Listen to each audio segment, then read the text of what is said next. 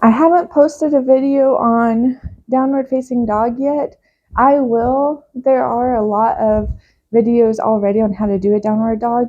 I really wanted to touch on the three-legged dog because it's really common in yoga classes, and a lot of times I see not correct form with downward or with the three-legged dog, and I just really wanted to share with you all uh, really the best way to do three-legged dog to get like the max benefit out of it. So for a three-legged dog, you come into downward facing dog. So like I said, I will post a video on this, but for now I'm just going to come into my downward facing dog.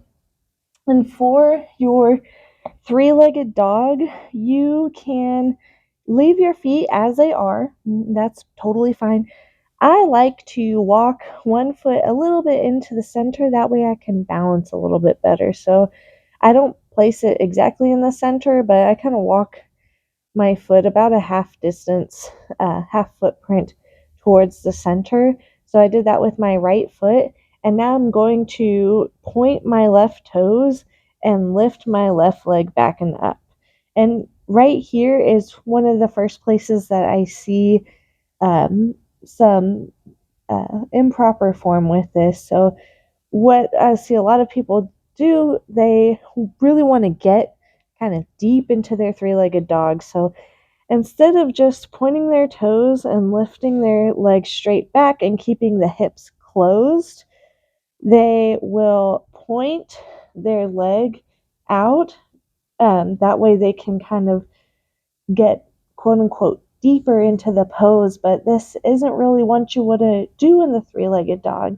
With a three-legged dog, you want to stretch the front of that hip, your psoas, of the lifted leg. And whenever you do it correctly, you stretch deeply here, and you also get a very nice hamstring stretch on the leg that is on the ground. So let's try it the correct way. So you come into your downward facing dog. I'm going to step my right foot just a little bit in towards the center, point my left toes, and you want to lift your leg just straight. So it almost be like it's still just totally parallel to my right leg, and my toes don't turn out, but my toes stay pointed down towards the ground, and you lift back.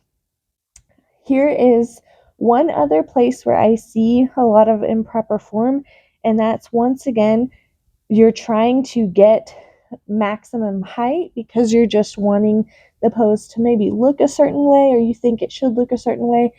And so you'll start to just kind of try to maybe even bending your leg and lifting it back, and you're just really trying to get that height.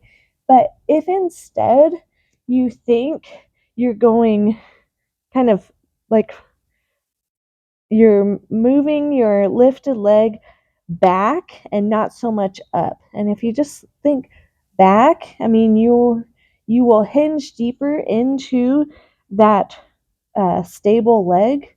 So you will feel you're moving more into that stable leg, into the hip joint, and that naturally allows your leg to go back and up. So that is the three-legged dog. Um, Make sure if you're practicing it now that you even it out on the other side. But I hope that this helps you to better understand how to get into this pose. Whenever you go to a yoga class, it's been in almost every yoga class that I've ever been in. You lift the leg back, and then usually you swing that lifted leg forward and through, and you step to the top of the mat with that lifted leg. But so it's very common. You definitely, if you ever go to a yoga class, you'll see it. So I hope that this helps you, and I will be back with more videos. Thanks for watching.